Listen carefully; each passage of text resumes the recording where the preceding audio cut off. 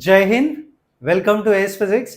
आज हम लोग 12th स्टैंडर्ड का महाराष्ट्र बोर्ड का फिजिक्स का एक चैप्टर पढ़ने वाले वन शॉर्ट वीडियोस में, that is the structure of atom and nuclei. तो इस चैप्टर को चालू करने से पहले जस्ट मैं एक बात और बताना चाहता हूँ कि इस वीडियो के डिस्क्रिप्शन में एक लिंक दिया हुआ है, वहां पे मेरा प्रिसाइज हैंड रिटन नोट्स है। आप लोग को नोट्स बहुत पसंद आएगा और जितना रिक्वायर्ड है उस नोट्स में उतना ही लिखा है और बहुत ही प्रिसाइज वे है, तो आप वहां से डाउनलोड कर सकते हैं। और स्टार्ट करते हैं हम लोग ये चैप्टर। वन शॉर्ट वीडियो है और पीडीएफ नोट्स आपको फ्री में उस पार्ट में मिलेगा। और so we can start with the this one. तो सबसे पहला टर्म हम लोग डिस्कस करेंगे में सबसे पहला है बोर्स के पोस्टुलेट्स। तो बोर के कौन कौन से पोस्टुलेट्स हैं? तो बोर्स का जो पहला पोस्टुलेट है, Bohr's atomic model, Bohr's first postulate. तो फर्स्ट पोस्टुलेट के बारे में अगर हम लोग बात करें, कंसेप्चुअली सोचें कि अगर ये न्यूक्लियस है, दिस इज द न्यूक्लियस, ये न्यूक्लियस है, तो हमें पता है न्यूक्लियस के अंदर क्या होता है। न्यूक्लियस के अंदर है न्यूट्रॉन और प्रोटॉन। न्यूक्लियस के अंदर क्या है? Neutron and proton. Okay, nucleus के अंदर न्यूट्रॉन और प्रोटॉन है and around the nucleus there are the different orbits, और हर एक ऑर्बिट में इलेक्ट्रॉन रिवॉल्व करता है, ये हमें पता है।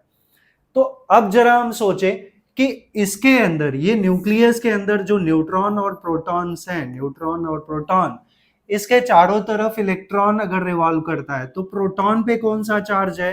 प्रोटॉन पे पॉजिटिव चार्ज है। और इलेक्ट्रॉन पे कौन सा चार्ज है? नेगेटिव चार्ज है। तो between positive and negative charges, इनके बीच में एक फोर्स लगेगा, that is the force of attraction between positive and negative charges. Force of attraction लगेगा और वो फोर्स ऑफ अट्रैक्शन की वजह से electron should fail inside the nucleus. But हमें पता है कि इलेक्ट्रॉन न्यूक्लियस के अंदर क्यों नहीं गिरता है? Because electron revolve in circular orbit. तो कहने का मतलब क्या है कि अगर कोई, यही सेम केस हमने ग्रेविटेशन, आपने ग्रेविटेशन के बारे में पढ़ा होगा कि ग्रेविटेशन में क्या होता है। ग्रेविटेशन में अर्थ है, अर्थ के चारों तरफ मून रिवॉल्व करता है। तो मून और अर्थ के बीच में दो मासेस हैं, ये दोनों, तो इनके बीच में फोर्स ऑफ अट्रैक्शन होना चाहिए। बट फोर्स ऑफ अट्रैक्शन की वजह से moon should fall inside the और at the surface of earth, but ऐसा नहीं होता क्योंकि फिर से एक चीज आ गया कि moon revolve around the earth in circular orbit. वही सेम केस यहां पे भी है कि प्रोटॉन और इलेक्ट्रॉन के बीच में जो इलेक्ट्रोस्टैटिक फोर्स ऑफ अट्रैक्शन है, that will be provided by, wordings पे ध्यान दीजिएगा, not balanced but will be provided by the centripetal force, या हम वी कैन से कि centripetal force is provided by the electrostatic force of attraction between electron and nucleus. तो Bohr's first postulate का statement हो सकता है, क्या हो सकता है कि इन अ हाइड्रोजन एटम, हम यहां पे जो कुछ पढ़ने वाले हैं that we are going to study about the hydrogen atom. Bohr's atomic model हम जो भी पढ़ेंगे इस चैप्टर में, we will discuss about the hydrogen atom only. हालांकि मैं फॉर्मूले जनरलाइज्ड बताऊंगा आपको, बट हमें जो पढ़ना है that is for the hydrogen spectrum, hydrogen के बारे में ही स्पेशली। तो what is the Bohr's first postulate? We know कि electron in a hydrogen atom, an electron revolve around the nucleus in circular orbit to keep circular motion. Necessary centripetal force is provided by, दूसरा force कौन सा लग रहा है? Electrostatic force of attraction between electron and nucleus. That become the statement. तो हमने क्या observe किया कि इस केस में ड्यू टू सर्कुलर मोशन जो इलेक्ट्रॉन रिवॉल्व कर रहा है तो उसका सेंट्रीपेटल फोर्स है। तो centripetal force between electron and due to circular motion must be equals to electrostatic force of attraction between electron and nucleus, electron and nucleus, ये format हो गया। अब अगर देखें हम लोग यहां पे, तो हमें क्या मिलेगा, हमें मिलेगा सेंट्रीपिटल फोर्स क्या हो जाएगा, mv² by r is equals to electrostatic force of attraction between electron and proton, that is 1/4 pi epsilon naught q। q की जगह यहां चार्ज ऑन इलेक्ट्रॉन आएगा, तो चार्ज ऑन इलेक्ट्रॉन E है, तो E and charge on proton is also E upon r square. So ultimately this become mv² by r is equals to 1/4 pi epsilon naught E² by r square। ये मैं फिर से बोल रहा हूं, it is about the hydrogen atom. और अगर दूसरा एटम होगा तो यहां पे ये फॉर्मूला क्या हो जाएगा, this can be written as for other any atom, तो यहां पे एटॉमिक नंबर आ जाएगा जो कि Z होगा, और हम उसको लिख सकते हैं mv² by r is equals to 1/4 pi epsilon naught ZE² by r², where Z is the atomic number. यहाँ पे सारे टर्मिनोलॉजीज हमें पता होने चाहिए, तो सारे टर्मिनोलॉजीज में हमें क्या क्या पता है, यहाँ पे E is the charge on electron, is the charge on electron, और E का वैल्यू होता है 1.6 into 10⁻⁻19 10⁻⁻19 coulomb, 1.6 into 10⁻⁻19 coulomb। M is the mass of electron, which is 9.1 into 10⁻31 kg। and okay और क्या क्या टर्म्स है, V जो है स्पीड है, R जो है रेडियस है, तो रेडियस वगैरह तो फिलहाल अननोन है, और Z एटॉमिक नंबर है। Z क्या है, एटॉमिक नंबर है, atomic number, Z is the atomic number, and of course 1/4 pi epsilon naught, जिसको यूजुअली हम K लिखते हैं, its value is 9 into 10⁻9 ऐसा ही यूनिट इसका जो भी है। तो बोर्स फर्स्ट पॉस्टुलेट हमारा क्या है, इसका formula mv² by r is equals to 1/4 pi epsilon naught ZE² by r²। This is the Bohr's first postulate. और इसका बेसिक कंसेप्ट हमें क्या याद रखना है, स्टेटमेंट क्या है कि in a hydrogen atom an electron can revolve only in those, sorry ये तो मैं नेक्स्ट वन बता रहा हूं, in a hydrogen atom an electron revolve around the nucleus in circular orbit to keep circular motion necessary centripetal force is provided by the electrostatic force of attraction between electron and nucleus, या electron and proton also we can say। तो ये हमारा bourse first postulate हो गया, इसको मैं equation number 1 assume कर लेता हूं। अब हम बात करेंगे सेकेंड पॉस्टुलेट की, तो सेकेंड पॉस्टुलेट पे चलते हैं। सेकेंड पॉस्टुलेट क्या है हमारा, second postulate we have, okay second postulate मैं बता देता हूं कि हमने क्या पढ़ा हुआ है कि इलेक्ट्रॉन जो है वो रिवॉल्व करता है around the nucleus in circular orbit, and already हमें पता है कि मास ऑफ इलेक्ट्रॉन क्या है, 9.1 इंटू 10⁻31 kg, जो कि ऑर्डर में बहुत छोटा है, it is very small. Now तो इतना छोटा इलेक्ट्रॉन जो है अगर वो मूव करेगा तो its path will not be exactly circular, बल्कि वो वेव नेचर होगा, तो this kind of path it will form. ठीक है, हम पाथ की बात कर लें, या इसके लिए एक कंडीशन है। कंडीशन क्या है कि what is the condition, condition ये है कि जो इस पाथ का एंगुलर मोमेंटम होगा, that will be equals to integral multiple of h by 2 pi. तो स्टेटमेंट हम लिख सकते हैं कि in a hydrogen atom an electron can revolve only in those permissible orbits for which permissible या fixed orbits for which angular momentum of the electron is equals to integral multiple of h by 2 pi. तो angular momentum का term हमें पता है कि angular momentum क्या होता है. angular momentum is given by, इसको हम L से रिप्रेजेंट करते हैं, it is I into omega या इट इज mvr. मोमेंटम क्या है? mvr. mvr. तो angular momentum of the electron is equals to integral multiple of h by 2 pi.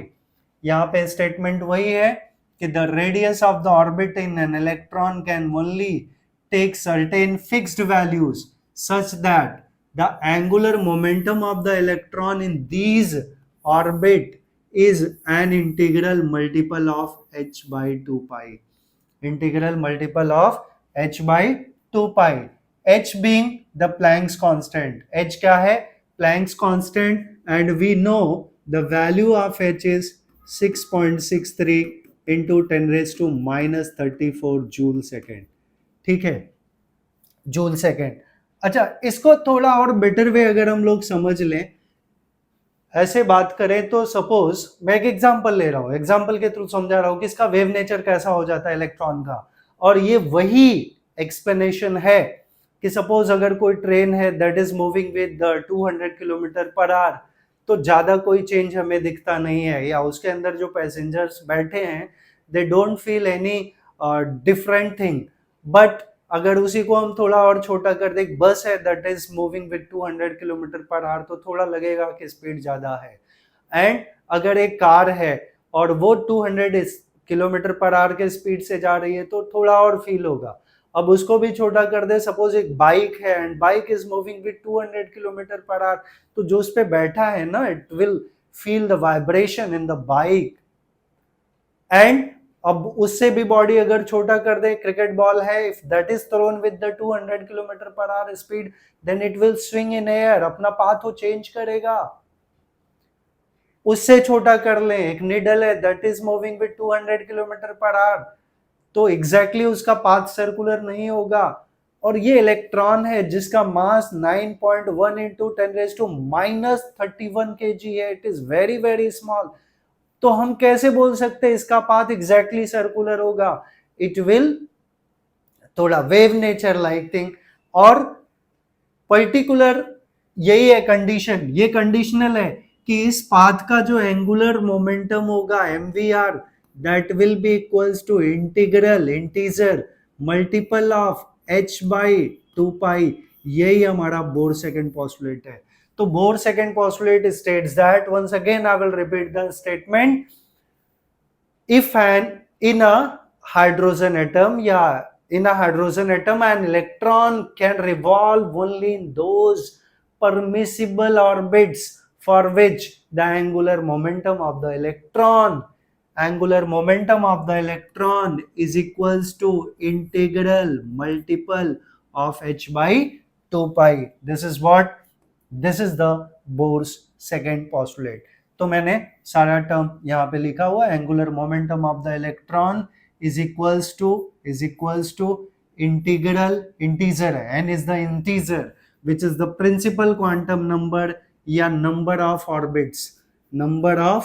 Orbits, principal quantum number या number of orbits, it is the same thing, into h by integral multiple into h by 2 pi. ये constant है and h is the Planck's constant and the value of Planck's constant is 6.63 into 10 raised to minus 34 joule second. ये already ऊपर भी लिखा था but वापस से लिख दिया. तो ये हमारा सेकेंड पोस्टुलेट हो गया. तो बोर सेकेंड पोस्टुलेट का फॉर्मूला क्या हो गया? mvr is equals to nh upon 2 pi. I hope आप लोग को बोर्स का सेकेंड पोस्टुलेट भी समझा होगा. तो अब हम लोग चलते हैं नेक्स्ट पार्ट पे, that is the Bohr's third postulate. Bohr's third postulate क्या है? Bohr's third postulate just we can see, आप इमेजिन करो कि सपोज कोई इलेक्ट्रॉन हायर एनर्जी लेवल में है और वो लोअर एनर्जी लेवल में जंप करना चाहता है, तो इट विल रेडिएट एनर्जी, क्योंकि हायर एनर्जी लेवल में है तो उसके पास ज्यादा एनर्जी है. लोअर एनर्जी लेवल में आना चाहता है तो कम एनर्जी है, then it will radiate the energy. तो यही है हमारा बोर्स थर्ड पॉस्टुलेट, कि Bohr's third postulate states that when an electron jump from any higher energy level to lower energy level, then it will radiate the energy in the form of quanta or photon, and difference of energy level is given by the energy of photon emitted, that is h nu. ये हमारा statement हो गया. अब इसको example के through पे समझ ले, ऐसे कि सपोज अगर कोई पर्सन है, वो बंगलो में रहता है और अपना बंगलो बेच के वो कहीं बिल्डिंग या फ्लैट में आना चाहता है, तो उसके पास पैसा बचेगा. यही है, जब higher energy level to lower energy level आएगा, then it will radiate energy और it will save money. Money is the form of energy h nu. तो ये हमारा बोर्स थर्ड पॉस्टुलेट है. अब हम बोर्स थर्ड पॉस्टुलेट क्या बता सकते हैं? यहाँ मैंने ये बताया हुआ है कि ये कोई आउटर ऑर्बिट है जिसका एनर्जी En है. क्या है? En, energy of nth outer orbit, और ये एनर्जी लेवल है जो Ep है, energy of pth inner orbit. तो जब कोई electron outer orbit to inner orbit jump कर रहा है, then it will radiate the energy in the form of quanta और फोटोन, और इसकी energy is given by H nu. तो एच न्यू क्या होगा? En minus Ep, it will be equals to energy of photon emitted. यही हमारा Bohr's third postulate है. तो बोर्स थर्ड पॉस्टुलेट का स्टेटमेंट क्या हो सकता है? In a hydrogen atom, when an electron jump from higher energy level to lower energy level, then it radiates the energy in the form of quanta or photon, and difference of energy level is given by the energy of photon emitted. That is the same thing. An electron can make a transition from one of its orbit to another orbit having lower energy, मतलब lower energy level ही हो गया.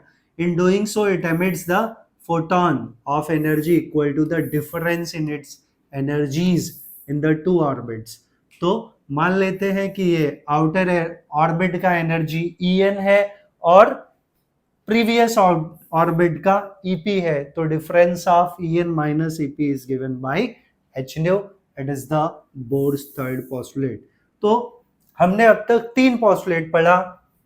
Bourse का first postulate पढ़ा कि that was centripetal force, that was mv square by r is equals to 1 by 4 pi epsilon naught z e square by R square. ये पहला postulate हो गया हमारा. दूसरा पॉस्टुलेट है, हमने पढ़ा कि angular momentum of an electron is equals to integral multiple of h by 2 pi.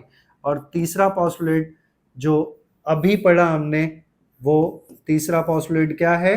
Third postulate is this one, En minus Ep is equals to h nu. En minus Ep is equals to h nu. तो इसका use करके हम लोग बहुत से आगे derivations करने वाले हैं. आई होप आप लोग को ये तीनों पॉस्टुलेट समझ में आया होगा. मैं लिमिटेशंस वगैरह नहीं बता रहा हूँ, मेरा मेन इंटेंशन है डेरिवेशन और कंसेप्ट्स का, तो उस चीज के ऊपर मैं ज्यादा फोकस करता हूँ. So let us see that part. अब हम लोग आगे बात करें तो it is the radius of Bohr's orbit. Bohr's orbit मतलब ये नील बोर के पॉस्टुलेट्स हैं, उसी के थ्रू इन्होंने निकाला है, बोला है कि जो ऑर्बिट में इलेक्ट्रॉन रिवॉल्व कर रहा है उसका हम रेडियस कैसे फाइंड आउट करेंगे, या उसका रेडियस क्या होगा, दैट इज द थिंग. तो फिर से हमें वही तीनों पॉस्टुलेट अपने दिमाग में रखना है. हमने निकाला पहला जो पॉस्टुलेट है, फर्स्ट पॉस्टुलेट है, that is mv square by r is equals to 1 by 4 pi epsilon naught e square by r square. दूसरा पॉस्टुलेट, अच्छा यहाँ Z भी है, और दूसरा पॉस्टुलेट हमने पढ़ा MVR is equals to NH upon 2 pi, और तीसरा पॉस्टुलेट हमने पढ़ा En minus EP is equals to H nu. तो ये तीनों पॉस्टुलेट हमने पढ़ा हुआ है। हमें क्या चाहिए? हमें चाहिए रेडियस ऑफ बोर्स ऑर्बिट। तो अब अगर हम ध्यान से देखें जो कुछ है हमारे पास, उसमें से रेडियस का टर्म किसमें किसमें है? एक रेडियस का टर्म यहाँ है, एक रेडियस का टर्म यहाँ है, एक रेडियस का टर्म यहाँ है। तीनों पॉस्टुलेट में ये और ये दो ऐसे हैं जिनमें रेडियस का टर्म है। तो अभी आगे हम क्या करें?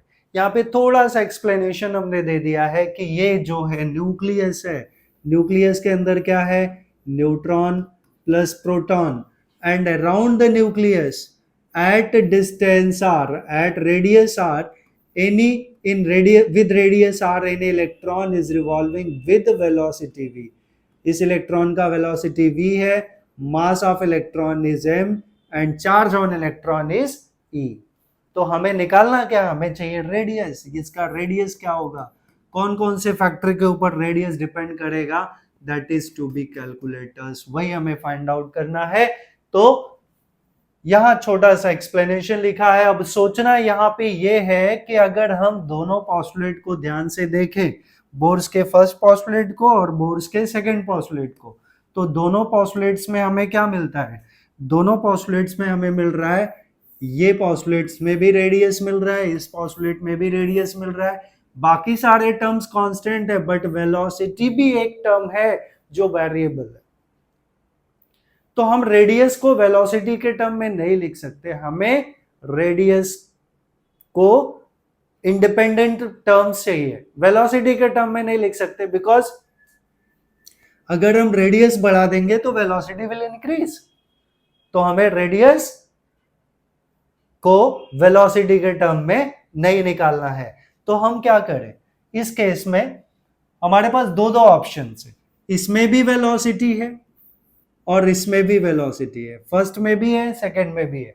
तो मैं एक काम करता हूं, दोनों में से वेलोसिटी का टर्म निकालता हूं और फिर उनको इक्वेट कर देता हूं, तो वेलोसिटी का टर्म एलिमिनेट हो जाएगा। और अगर हमें वेलोसिटी का टर्म हमने एलिमिनेट कर दिया तो रेडियस हम आसानी से फाइंड आउट कर सकते हैं।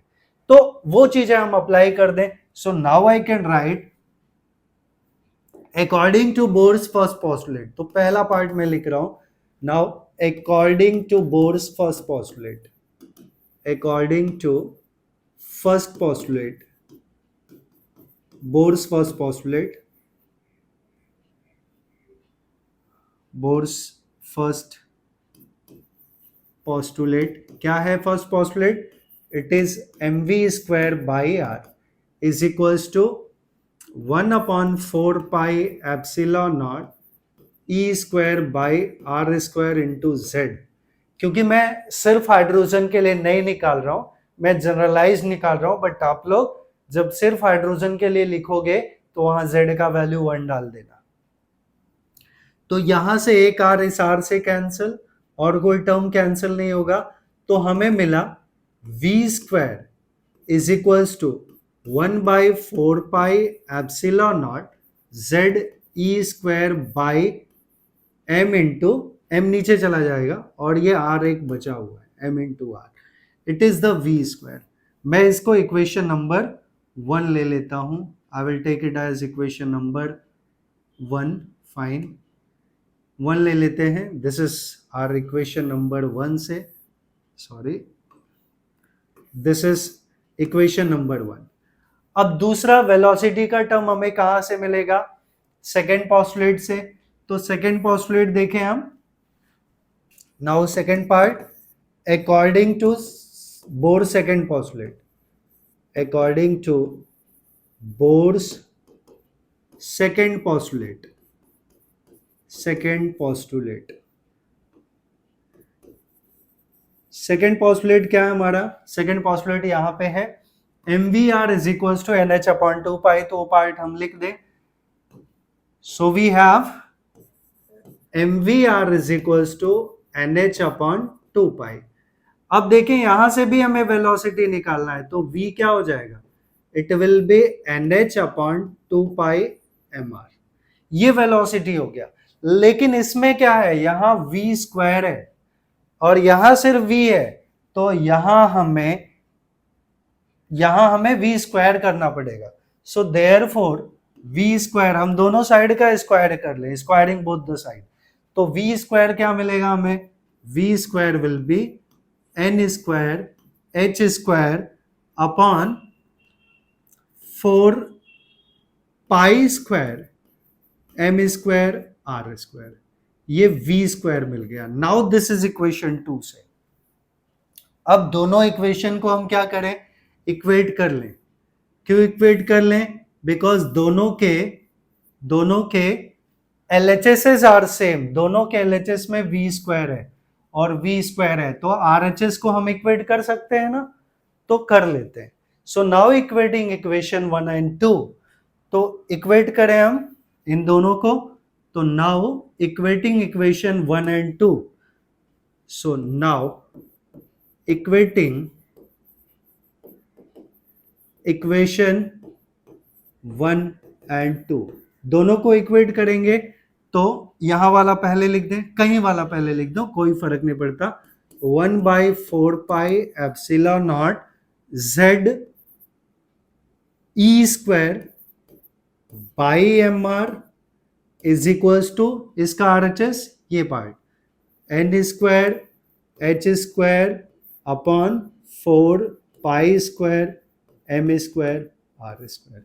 अब देखें यहां पे कुछ टर्म्स हमारे कैंसिल होंगे, तो कौन कौन से टर्म्स कैंसिल हो रहे हैं, एक m r, एक m r, 4 एक पाई इस पाई से, और कुछ नहीं, तो जो बचा हम उसको लिख दे, तो क्या बचा, z e square by epsilon naught is equals to n square h square upon pi M R. और हमें क्या चाहिए, हमें चाहिए रेडियस, तो रेडियस वाला ये टर्म हम इधर ले लें और बाकी सबको उधर भेज दें, तो क्या टर्म होगा, so radius r will be, r इधर आ जाएगा, epsilon naught h square n square upon pi m e square into z, ये रेडियस मिल गया हमें, राइट, ये रेडियस मिल गया। अब यहां रेडियस का टर्म अगर हम देख रहे हैं, तो यहां हमें कुछ टर्म्स कांस्टेंट मिल जाता। अच्छा ठीक है, मैं इसको पीछे नेक्स्ट पेज पे डालता हूं, एंड हाँ, रेडियस हमें क्या मिला, हमें मिला since radius is equals to, क्या था टर्म, क्या था, it was epsilon naught square h square n square upon pi m square, epsilon not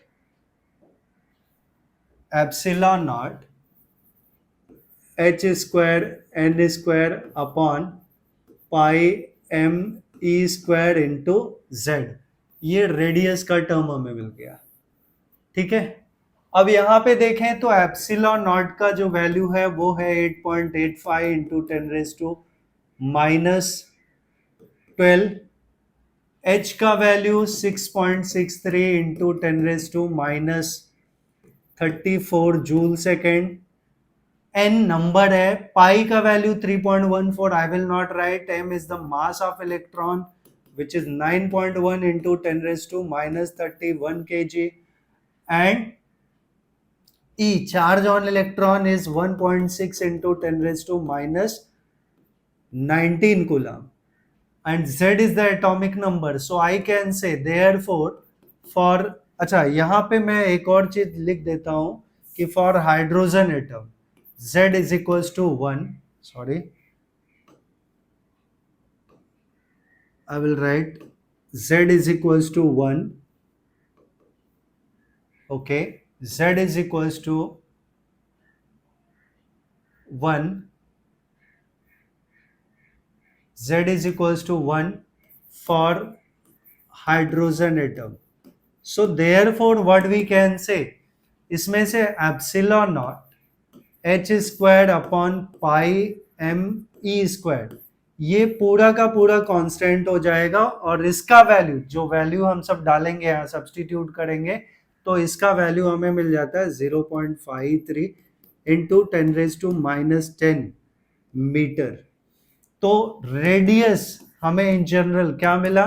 radius this can be written as 0.53 into N square, N एक factor है, तो from here only we can say radius Rn is directly proportional to n square, where n is the principal quantum number या number of orbits। तो अब हम बात करें यहां वापस से, हमने क्या देखा? Rn is equals to 0.53 into n square। अब यहां से अगर हमें, अच्छा ये जो है एंगस्ट्रॉम में, एंगस्ट्रॉम क्या होता है? 1 angstrom is 1 angstrom is 10⁻⁻10 meter, 10⁻⁻10 meter. Why it is happening? Okay, 10⁻⁻10 meter.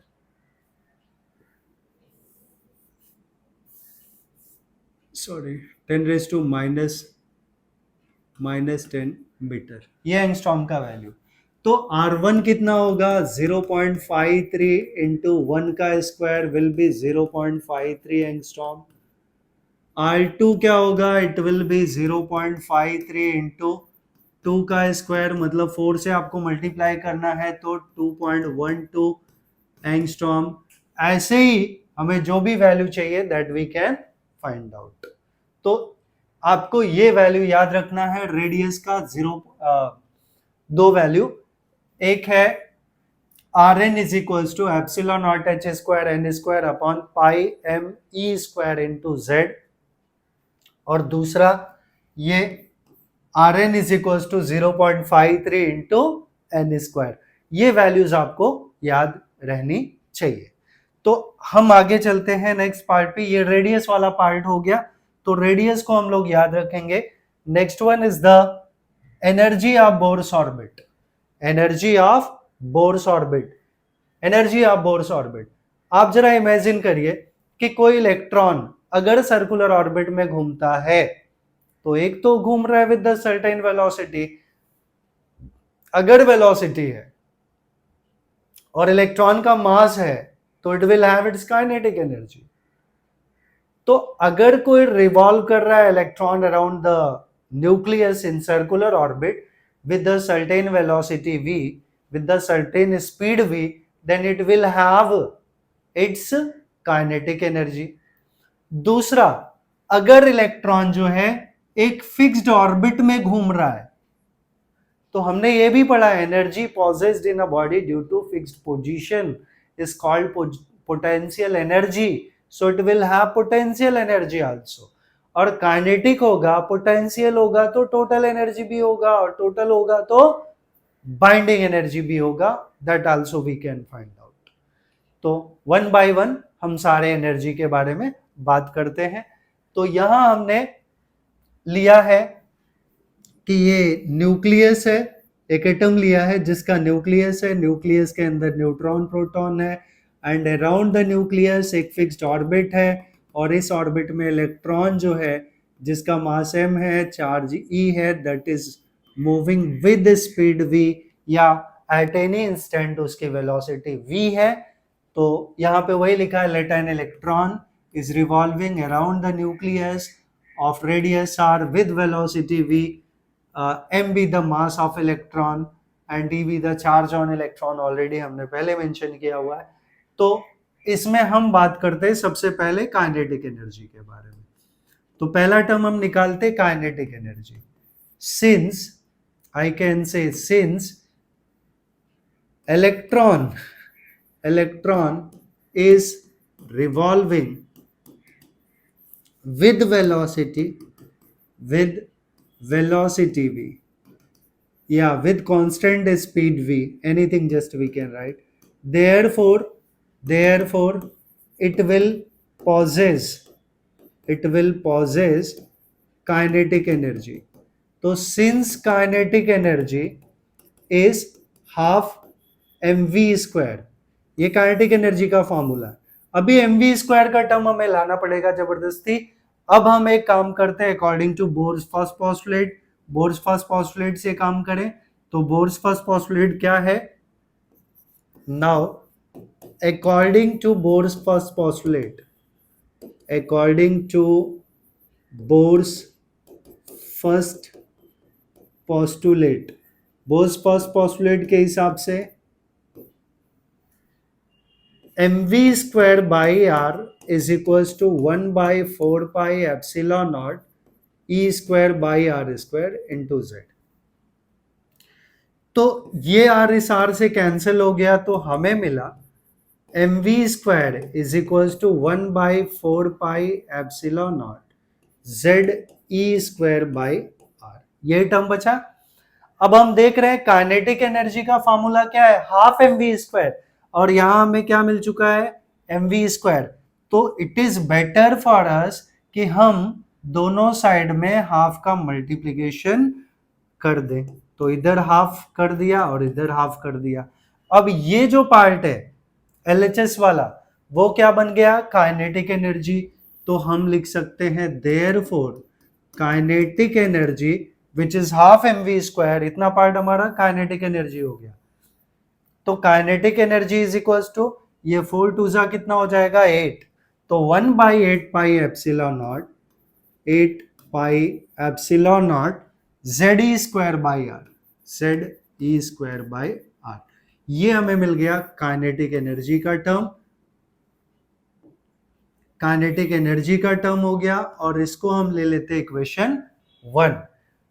अब दूसरा बात करें पोटेंशियल एनर्जी का, क्योंकि इसका पोजीशन भी फिक्स्ड है। पोजीशन फिक्स्ड है तो इसके अंदर क्या रहेगा? Potential energy. तो सेकंड पार्ट में हम बात करते हैं about the potential energy. We can write since, या पहले लिख देता हूं potential energy, potential energy explanation बाद में लिखता हूं। तो potential energy that is PE क्या होगा? Since electron is revolving in fixed orbit, fixed orbit। तो अगर पोजीशन फिक्स्ड है तो क्या रहेगा इसके अंदर? therefore it will possess क्या? Potential energy. एंड हमें पता है since potential energy is potential energy. अब इसका एक और रीजन मैं बताऊंगा, it is mass of, it is charge on electron, charge on electron into electric potential. ये फॉर्मूला है इलेक्ट्रिक पोटेंशियल। तो charge on electron is minus E into electric potential is V minus E into potential का formula है 1 by 4 pi epsilon naught Q by are, but यहाँ Q के जगह charge on proton क्या है? E है, तो E by R. So potential energy का टर्म हमें क्या मिला? Potential energy we get minus 1 by 4 pi epsilon naught Z E square by R. ये हमारा पोटेंशियल एनर्जी का फॉर्मूला हो गया। अच्छा, मैं फिर से बोल रहा हूं कि मैं हाइड्रोजन, सिर्फ हाइड्रोजन के लिए नहीं लिख रहा हूं, इसलिए मैं यहां पे Z लिख रहा हूं, और सिर्फ हाइड्रोजन के लिए आएगा तो Z का value will be 1।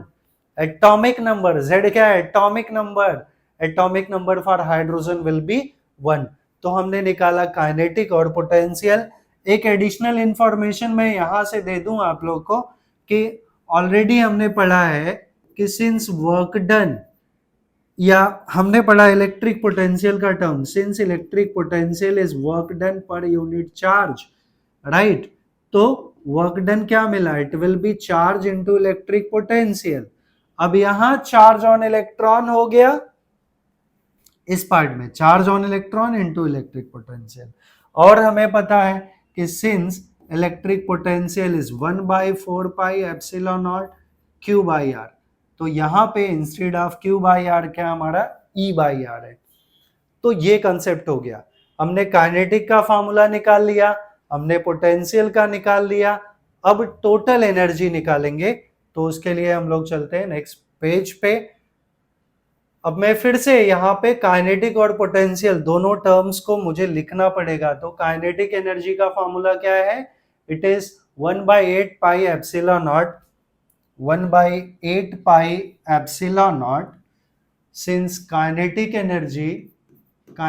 energy is 1/8 pi epsilon naught z e square by r। ये काइनेटिक का फॉर्मूला हो गया। और पोटेंशियल जो हमने निकाला that was -1/4 pi epsilon naught z e square by r। I think so. एक बार मैं वापस से क्लियर कर लूं, because yes, -1/4 pi epsilon naught z e square by r, right. तो ये दोनों हमारे फॉर्मूलाज हैं, राइट। तो ये दोनों हमारे फॉर्मूलाज मिल गए, ये काइनेटिक एनर्जी का, and this is for the potential energy. अब हम बात करते हैं टोटल एनर्जी की। तो टोटल एनर्जी हमें क्या मिलेगा? Total energy we can obtain from here. यहां से हम टोटल एनर्जी लिख सकते हैं। अब थर्ड वन वाला टोटल एनर्जी, तो okay, total energy of an electron. So total energy TE, I will say since total energy is equals to kinetic energy plus potential energy। और काइनेटिक एनर्जी क्या हमारा? Kinetic energy ये term है 1/8 pi epsilon naught z e square by r, plus potential energy क्या है? -1/4 pi epsilon naught z e square by r, ये term. अभी इन दोनों में क्या कॉमन है? इन दोनों में कॉमन है 1/4 pi epsilon naught z e square by r, पूरा का पूरा कॉमन है। यहां बचा 1/2 माइनस यहां बचा 1, तो हाफ -1, इतना पार्ट क्या हो जाएगा? हाफ -1 क्या हो जाता है? Half -1 is minus half, half -1 is minus half. तो माइनस हाफ मैं पहले लिख दूं, minus half, this will be minus half into ये entire part 1/4 pi epsilon naught z e square by r। So it will be -1/8 pi epsilon naught z e square by r। ये मिल गया हमें total energy. ये total energy का term हो गया। This I will से एज इक्वेशन नंबर 3। अब इन्हीं को कंपेयर करके हम लोग total energy, kinetic energy, potential energy में 2-3 रिलेशंस निकाल सकते हैं। तो क्या क्या रिलेशन हो सकते हैं? Just we can see and we can write the relations. तो पहला रिलेशन हो सकता है, अगर हम इसको और इसको देखें तो वी कैन से कि total energy is equals to minus of kinetic energy. अगर मैं इसको इक्वेशन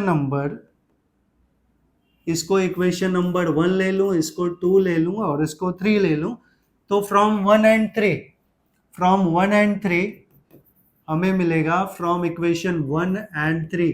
ये बहुत इंपॉर्टेंट फार्मूला होगा जो एमसीक्यूज के लिए बहुत ज्यादा यूजफुल होगा, तो वो चीज हमें ध्यान देना पड़ेगा। I will say total energy is equals to minus of kinetic energy. तो टोटल एनर्जी क्या मिल गया? Minus of kinetic energy. Okay, तो एक रिलेशन तो हमारा ये हो गया। दूसरा हो सकता है, ये भी माइनस में, ये भी माइनस में, बट यहाँ 4 है, यहाँ 8 है, राइट। तो अगर मैं यहाँ 2 का 1/2 का दोनों साइड मल्टीप्लीकेशन कर दूं 1/2 का, तो फ्रॉम 2 एंड 3 आई कैन से एक और रिलेशन मिलेगा फ्रॉम 2 एंड 3 से। अगर मैं माइनस हाफ का इधर मल्टीप्लीकेशन कर दूं और इधर भी करूं, तो माइनस नहीं, हाफ का, ओनली हाफ का करूंगा, तो potential energy by 2 is equals to, वो किसके बराबर हो जाएगा? Total energy. तो I can say potential energy is equals to twice of total energy. This is twice of total energy, and so on. जो भी चाहिए वो हम अब इन दोनों से एक और रिलेशन निकाल सकते हैं, ठीक है। यहाँ टोटल एनर्जी मिल गया, यहाँ पोटेंशियल एनर्जी मिल गया, तो इन दोनों से भी हम एक और इक्वेशन निकाल सकते हैं ए एंड बी से। ए एंड बी से देखें टोटल एनर्जी क्या है, minus of kinetic energy, so potential energy is equals to twice of minus kinetic energy, minus kinetic energy. तो I can say potential energy is equals to minus 2 times of kinetic energy. ये एक और relation मिल गया। तो जितना भी हमें relation चाहिए वो भी हम यहाँ से निकाल सकते हैं। आई होप आप लोगों को एनर्जी वाला एंटायर डेरिवेशन समझ में आया होगा।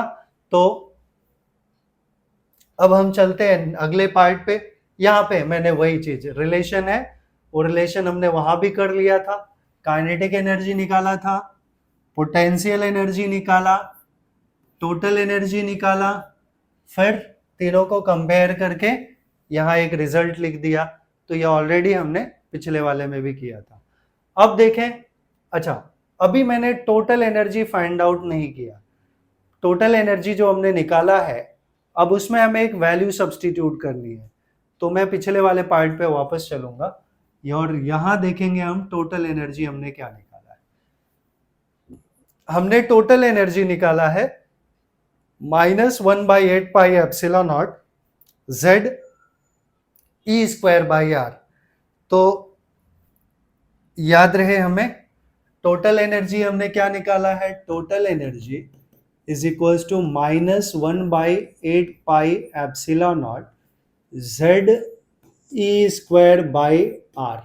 अब यहां देखें हम लोग तो एनर्जी और रेडियस तो डेफिनेटली वेरिएबल है, क्योंकि रेडियस फिक्स नहीं हो सकता ऑर्बिट का। फर्स्ट ऑर्बिट का रेडियस अलग, सेकंड का अलग, थर्ड का अलग। तो इसमें रेडियस का टर्म हम लोग डाल दें, और हमें पता है, हमने ऑलरेडी पढ़ा है कि रेडियस का टर्म क्या है। जो रेडियस का डेरिवेशन हमने किया है उसमें हमने पढ़ा है since radius R N is equals to, क्या पढ़ा है हमने, epsilon naught H square N square upon pi M E square. ये हमने रेडियस का टर्म पढ़ा है। तो अच्छा नीचे z भी है, इसमें नीचे z भी है, we have to keep in mind. और मैं फिर से बोल रहा हूं, बार बार ये रिपीट करता रहूंगा मैं कि हमें पूरे चैप्टर में एचएससी बोर्ड के लिए सिर्फ हाइड्रोजन का टर्म दिया है, बट कॉम्पिटिटिव एग्जाम्स में आपको वहां पे z रहेगा। तो अचानक से z दिखे तो परेशान होने की जरूरत नहीं है, क्योंकि हमारे जो एचएससी का सिलेबस है उसमें सिर्फ हाइड्रोजन एटम के बारे में है, तो वहां z का वैल्यू 1 रहेगा। अभी आगे देखें तो ये वैल्यू हम रेडियस का है, ये r का वैल्यू इसको मैं यहाँ पे सब्स्टिट्यूट कर दूं। r का वैल्यू, सॉरी r का जो वैल्यू है r, उसको यहाँ पे सब्स्टिट्यूट कर दो, तो टोटल एनर्जी का टर्म हमें क्या मिल जाएगा, टोटल एनर्जी का जो टर्म है वो हमें कुछ ऐसा मिल जाएगा, total energy that will be -1/8πε0 Z E square upon ये एंटायर टर्म r का वैल्यू, ये r का वैल्यू यहाँ पे सब्स्टिट्यूट कर ले। So epsilon naught h square n square upon Z m E square into pi, ये वैल्यू है। तो ये पाई इस पाई से कैंसिल हो गया, बाकी और कोई टर्म किसी टर्म से कम कैंसिल नहीं हुआ, तो z ऊपर गया तो z स्क्वायर। सो हमें मिला total energy is equals to minus m ऊपर चला गया, m e raise to 4 z square e raise to 2 and e raise to 2 m e raise to 4 into z square upon नीचे क्या 8 epsilon naught into epsilon naught square h square into N square. ये हमें total energy का derivation मिल गया।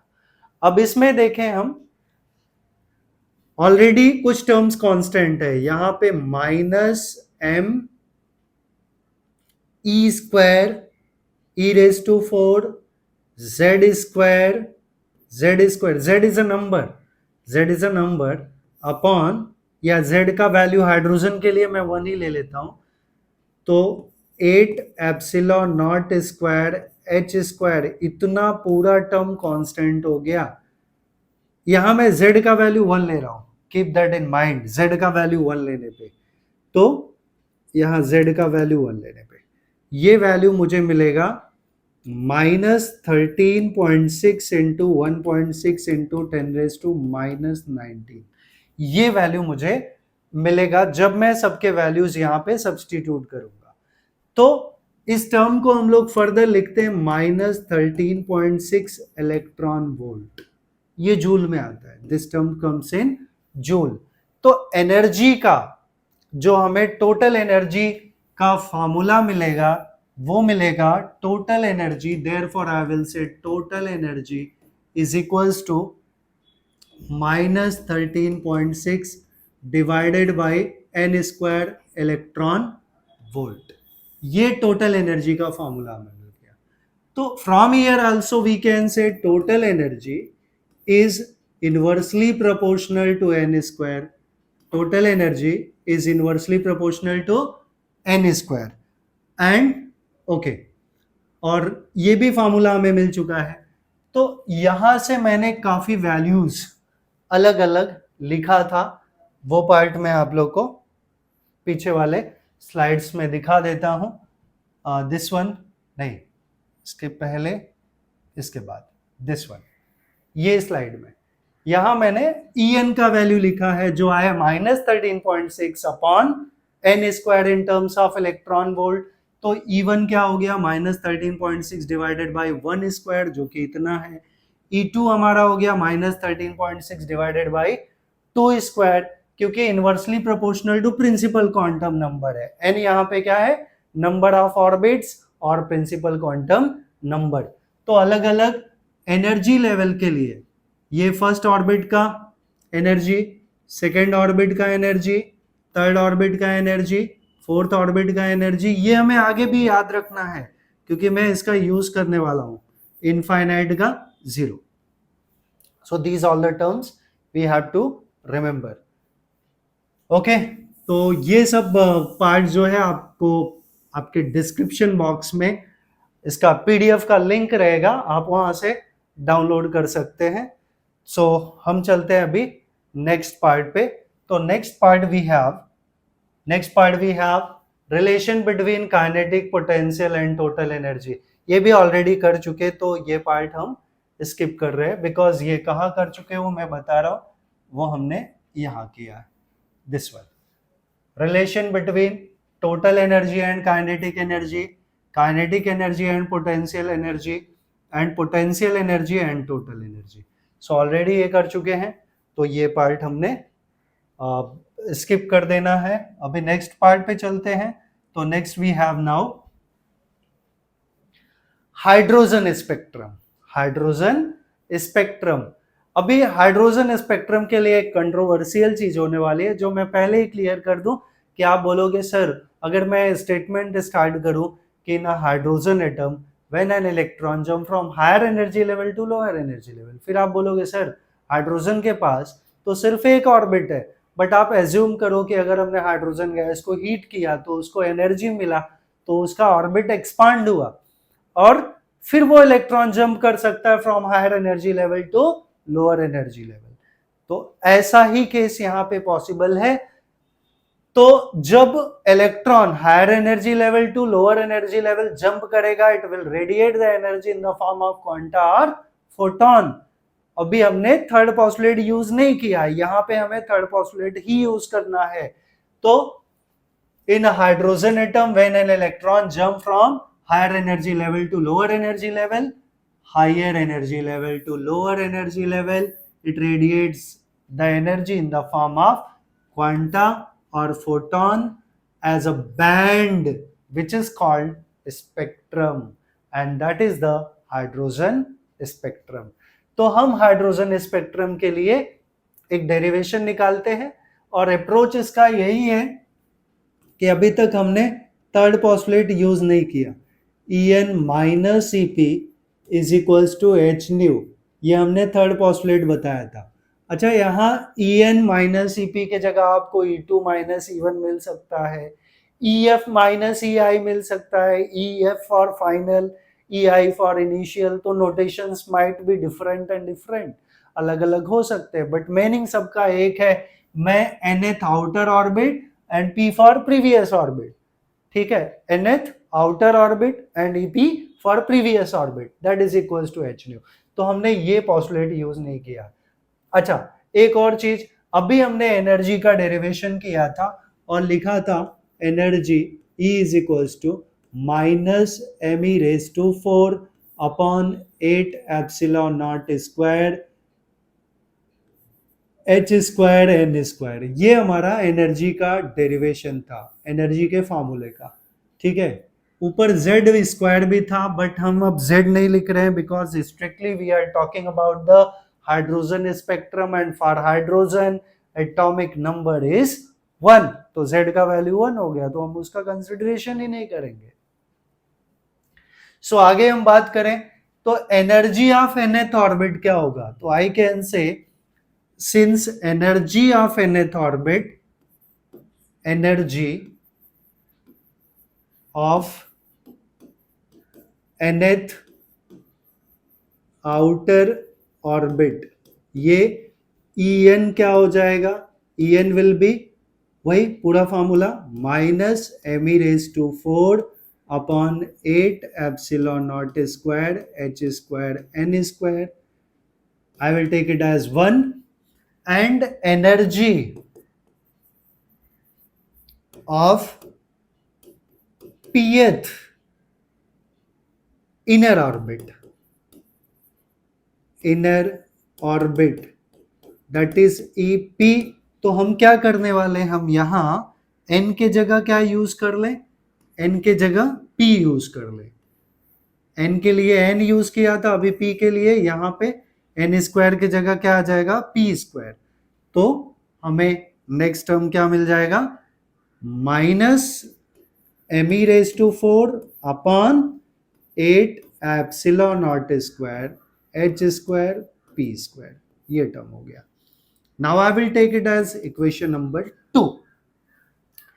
तो according to Bohr's third postulate हम लोग ये वाला पार्ट अप्लाई करें, तो अब लिखेंगे according to Bohr's third postulate.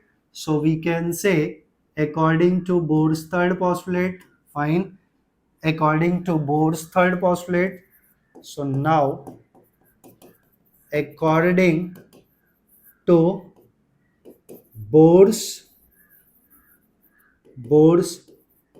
third postulate क्या मिलेगा हमें, En minus EP is equals to h nu. h nu हमने पहले लिख दिया, so it will be h nu is equals to En और EP के वैल्यूज जो यहाँ पे हैं ऑलरेडी। En का वैल्यू क्या है, ये वाला, सॉरी ये वाला, तो it is minus M E raise to 4 upon 8 epsilon naught square H square N square minus EP का वैल्यू ये वाला, so minus M E raise to 4 upon 8 epsilon naught square H square P square. अब यहां पे देखें, so here minus into minus ये plus हो जाएगा, माइनस इंटू माइनस प्लस, तो ये P वाला टर्म मैं पहले लिखता हूं, फिर माइनस वाला बाद में। तो मुझे एक नया टर्म मिल गया, मुझे नया टर्म मिला h nu is equals to, therefore h nu is equals to, ये टर्म जो है प्लस में आ जाएगा, तो प्लस वाला पहले एम ई रेज टू 4, एक स्टेप बढ़ा लेते हैं फिर बाद में कॉमन ले लेंगे, 8 epsilon naught square H square P square minus M E raise to 4 upon M E raise to 4 upon 8 epsilon naught square H square N square, right. अब इनमें कॉमन क्या है, entire part, M E raise to 4 upon 8 epsilon naught square H square common है, बचा क्या, 1 upon P square minus 1 by N square. ये h nu is c by lambda, new क्या होता है, c बाय लेमडा। तो मुझे लेमडा कैलकुलेट करना है, क्या कैलकुलेट करना है, I have to calculate lambda. तो लेमडा का वैल्यू क्या होगा, h और c को हम नीचे भेज दें, तो 1 upon lambda will be me⁴ upon 8 epsilon naught square h cube into C. h और c दोनों भेजा, तो यहाँ ऑलरेडी h स्क्वायर था, h नीचे आया तो क्यूब हो गया और c रह गया, upon 1 by P square minus 1 upon N square. अब ये जो एंटायर पार्ट है इसको हम बोलते हैं रीडबर्ग्स कांस्टेंट, बिकॉज ये टर्म कांस्टेंट हो गया। me⁴ I will write about it, इसको हम लोग ले लेते हैं कि here me⁴ upon 8 epsilon naught square h cube into C is constant, और इसका वैल्यू आता है r का वैल्यू 1.097 इंटू 10⁻⁷ पर मीटर। 10⁷ है, नॉट -7, 10⁷ पर मीटर, यस पर मीटर, समझ जाइए आप। R is called Rydberg's constant, R is called Rydberg's constant, because यहां पे देखें ना, m का value mass of electron 9.1 into 10⁻31 kg, E charge on electron is 1.6 into 10⁻19 coulomb, epsilon naught का value 8.85 into 10⁻12, h Planck's constant 6.63 into 10⁻34, c is the speed of light 3 into 10⁸. तो सबका value जब डाल के हम लोग यहाँ कैलकुलेशन करेंगे तो हमें कितना मिलेगा, 1.097 into 10⁻7 पर metre, that is Rydberg's constant. तो ये वाला पार्ट हमारा क्या हो गया, दिस पार्ट बिकम्स, ये पार्ट क्या हो गया, so 1 by lambda is equals to r in bracket 1 by P square minus 1 by N square. ये हमारा वेवलेंथ कैलकुलेट करने के लिए हो गया, किसका, हाइड्रोजन स्पेक्ट्रम का। अब हाइड्रोजन स्पेक्ट्रम में कौन कौन से स्पेक्ट्रल लाइंस हैं, हम उसके बारे में बात करेंगे। तो आई होप ये भी डेरिवेशन आप लोगों को समझ में आया होगा। अगर आप स्क्रीनशॉट लेना चाहते हैं तो you can take another way, entire PDF notes is in the description box and you people can download from there, आप वहां से डाउनलोड कर सकते हैं। तो नेक्स्ट वन पार्ट की बात करें तो दिस वन ऑलरेडी हम डिस्कस कर चुके हैं, इसके बारे में नहीं, थोड़ा किए थोड़ा नहीं। तो जस्ट वी कैन सी यहां पे, ओके थोड़ा सा पार्ट में ले लेता हूं, यस जस्ट देखिए, ओके सो हमने एनर्जी का एक जनरल फार्मूला पढ़ा था, एनर्जी का हमने पढ़ा था, energy En is -13.6 divided by n square in terms of electron volt, और वहां से हमने निकाला था E1 क्या था, -13.6, E2 क्या था, -3.4, सिक्वेंसली लिखा था, मैंने बताया था कि आगे यूज करेंगे, E3, E4, E5 and E up to infinity. तो यहां हम देख रहे हैं कि E2 एंड E1 इनके बीच में जो इलेक्ट्रॉन का डिफरेंस है एनर्जी का, तो अगर मैं बात करूं तो E1 माइनस E2 या E2 माइनस E1,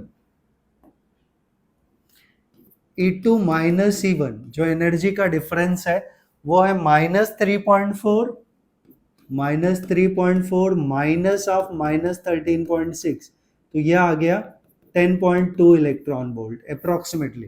तो ये पहले वाले का जो गैप है, एनर्जी बैंड गैप, ये है 10.2 इलेक्ट्रॉन वोल्ट, और इन दोनों का कितना आ रहा है, 3.4 और 1.54, तो approximately 1.9 which is close to 2 electron volt. लगभग, ये 10.2, ये 2 और ये 0.75 लगभग, नियरली। मैं सारे वैल्यूज एग्जैक्टली नहीं कैलकुलेट कर रहा हूं, नियरली कैलकुलेट कर रहा हूं। तो 0.75 अगर हमने ले लिया तो ये जो एनर्जी का गैप है ना, it is according to that one. ठीक है, it is according to that one, उसी के अकॉर्डिंग है ये, गैप के हिसाब से। तो इसमें हमने पढ़ा है कि कई सीरीज ऑफ स्पेक्ट्रल लाइंस हैं, जिसमें से सबसे पहला लेमन सीरीज है। तो लेमन सीरीज क्या? It is the series of spectral lines in which the transition of electron is being from any outer orbit to very first orbit. तो possibility क्या है कि इलेक्ट्रॉन में jump from second orbit to first orbit, third orbit to first orbit, fourth orbit to first orbit. तो ये जो series of spectral lines due to transition of electron from higher energy level to lower energy level according to Bohr's third postulate, जिसके लिए अभी हमने formula पढ़ा था 1/λ is equals to r 1/p² minus 1/n²। इसमें इलेक्ट्रॉन का transition कैसे हो रहा है वो हम एक सीरीज बना रहा है। ये पहला हो गया लेमन सीरीज। दूसरा है, अगर किसी भी ऑर्बिट से सेकेंड ऑर्बिट में इलेक्ट्रॉन जंप कर रहा है, सेकेंड ऑर्बिट में, थर्ड से सेकेंड, फोर्थ से सेकेंड, फिफ्थ से सेकेंड एंड सो ऑन, तो that is called the Balmer series. Any outer orbit to third orbit है तो Paschen series, any outer orbit to fourth orbit है तो Brackett series, any outer orbit to fifth orbit है तो fund series. ये आप लोगों ने पढ़ा है। और इसमें एक और चीज पढ़ा है कि जो लेमन सीरीज है वो that series lies in ultraviolet UV region, ultraviolet में। और दूसरा जो है वो विजिबल, बामर क्या है? विजिबल रीजन, विजिबल रीजन, बामर जो है विजिबल रीजन में। एंड थर्ड पास्शियन जो है वो near infrared region, near IR, Brackett series infrared end fund series that is far infrared. तो ये एनर्जी लेवल डायग्राम है। आई होप आप लोगों को ये भी समझा होगा। और इसके रिगार्डिंग, ये तो ठीक है एनर्जी लेवल डायग्राम हमने बना दिया, बट ये मेन आपको याद रखना है कि गैप इतने ज्यादा क्यों है, क्योंकि फर्स्ट में 10 इलेक्ट्रॉन वोल्ट है, इनका डिफरेंस जो है करीब 2 है। तो 10 कहाँ और 2 कहाँ, तो इट इज ऑलमोस्ट 1/5। तो इस गैप का 1/5 हमने यहाँ दिखाया, उसका 1/3, इन दोनों का 1/3 ये है, फिर उसका हाफ, फिर उससे और कम। तो इसके वजह से ये गैपिंग ऐसे ऐसे कम होते जा रहा है। तो ये एनर्जी लेवल डायग्राम हो गया। PDF नोट्स में सब कुछ है। ओके, अब हम अगले टर्म पे चलेंगे। अगला टर्म है हमारा that is series of spectral lines. अभी जो डायग्राम देखा था it is about that one, और मैंने थोड़ा डिटेल्ड इसका एक्सप्लेनेशन लिखा हुआ है, तो आप एग्जैक्टली यही सब चीजें कॉपी कर लेंगे और बड़े आसानी से लिखा है, वही जो पीछे वाला डायग्राम था उसी के रिगार्डिंग। तो पहला सीरीज है जो हमने डायग्राम में दिखाया था, that is the Lyman series. तो लेमन सीरीज क्या है? It is the series of spectral lines in which the transition of electron is being from any outer orbit. It is the series of spectral lines in which the transition of electron is being from any outer orbit to first orbit. मतलब कहीं से भी 1 पे आ रहा है तो second से 1 पे, थर्ड से 1 पे, फोर्थ से 1 पे, फिफ्थ से 1 पे, सिक्स से 1 पे, सेवन से 1 पे, इंफिनिटी टू 1, तो that is the Lyman series. और हमने जनरलाइज फॉर्म क्या पढ़ा? 1/λ is equals to r in bracket 1/p² minus 1/n²। तो लेमन सीरीज के लिए p का वैल्यू क्या है? p का वैल्यू यहां बोल रहे हैं हम फर्स्ट ऑर्बिट, तो p इज 1। और n के पॉसिबल वैल्यूज कहां से आएगा? फर्स्ट पे कहां से आएगा? सेकेंड से आ सकता है, थर्ड से आ सकता है, फोर्थ से आ सकता है, फिफ्थ से आ सकता है, अप टू इंफिनिटी से आ सकता है। तो ये n के वैल्यूज हो गए। तो जनरल फार्मूला क्या मिल जाएगा? बस p के जगह हमने 1 डाल दिया, p के जगह 1 डाल दिया, तो 1/λ is equals to r 1/1² minus 1/n²। और n के पॉसिबल वैल्यूज क्या हैं? 2, 3, 4, 5, 6 अप टू इंफिनिटी। अब इसमें दो स्पेशल केसेस आते हैं, शॉर्टेस्ट या सीरीज लिमिट। दोनों वर्ड है, दोनों आए तो परेशान होने की जरूरत नहीं है, आप अपने दिमाग में बिठा लो। शॉर्टेस्ट मतलब जो सबसे दूर से आ रही है उसका शॉर्टेस्ट वेवलेंथ है। तो सबसे दूर से कहां से आ रही है? इन्फिनिटी से। और इन्फिनिटी से कहां आ रही है? हम लोग लेमन सीरीज के बारे में बात कर रहे हैं, तो पी हमारा फिक्स्ड है, पी 1 है, और एन क्या हो गया? इन्फिनिटी, जो सबसे दूर से आ रही है, सीरीज लिमिट या शॉर्टेस्ट मतलब जो सबसे दूर से आ रही है। तो 1 अपॉन इन्फिनिटी क्या होता है? 0 होता है, तो यहाँ एंटायर 0 हो गया, तो आर हो गया। तो लेमडा शॉर्टेस्ट क्या हो गया? आर हो गया। Lambda 1 by lambda shortest R है, तो lambda shortest will be 1 by R. ठीक है। अब लॉन्गेस्ट वेवलेंथ की बात करें तो जो सबसे नजदीक से आ रहा है, तो 2 to 1 आ रहा है, तो P का तो वैल्यू वैसे भी फिक्स्ड है 1, और N का वैल्यू क्या हो गया? 2 हो गया। तो इसको सिंप्लीफाई कर लिया तो हमें लॉन्गेस्ट वेवलेंथ क्या मिला? ये मिल गया 3r/4, 4/3r। ठीक है। And this series of spectral lines lies in ultraviolet region, UV rays, ultraviolet region. तो ये याद रखना है आप लोगों को। नेक्स्ट पार्ट पे चलते हैं हम लोग। ये लेमन हो गया। Next बामर series, Paschen series, fund Brackett series, fund series, it is about that one. तो सेकेंड सीरीज क्या हमारा? बामर सीरीज। बामर सीरीज के लिए जनरल फार्मूला ये है, बामर सेकेंड वन है। बामर कौन सा है? सेकेंड वन है।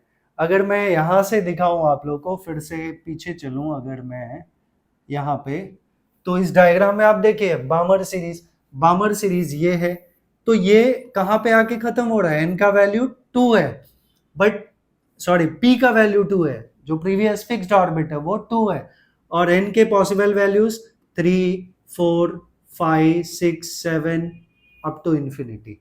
ये बामर सीरीज है। और बामर सीरीज क्या होगा? Lies in visible region. तो चले हम लोग वापस उस पॉइंट पे जहां हम लोग थे। तो Lyman, yes, this one we are talking, yes. तो बामर सीरीज में हमने क्या देखा? 1 by lambda is equals to R, and this series lies in visible region. ये भी याद रखना है आप लोगों को। तो 1 by lambda is R, 1 by P square minus 1 by N square. तो फॉर बामर सीरीज पी का वैल्यू क्या हो गया? 2, और एन के values 3, 4, 5 and so on, right. अब इसमें भी सीरीज लिमिट और सब कुछ आएगा, तो just we can see that one. तो फॉर शॉर्टेस्ट वेवलेंथ या सीरीज लिमिट, शॉर्टेस्ट या सीरीज लिमिट जो सबसे दूर से आ रहा है, दूर से कहां से आ रहा है? इन्फिनिटी से।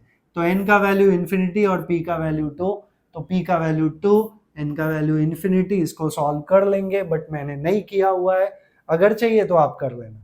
लॉन्गेस्ट वेवलेंथ की बात करें तो जो सबसे नजदीक से आ रहा है, तो 3 से आ रहा है, 3 से 2 तक, तो 3 और 2, यहाँ P का वैल्यू 2, 3 का, N का वैल्यू 3, P का वैल्यू 2, N का वैल्यू 3।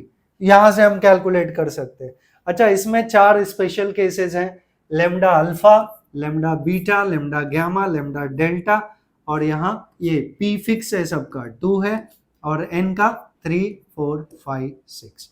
तो कभी आपको ऐसा पूछा कि H alpha, H beta, H gamma, H delta, तो आप समझ जाना कि वो बामर सीरीज के स्पेशल चारों केसेस हैं। तो हम उनको ऐसे वैल्यू सब्स्टिट्यूट कर लेंगे।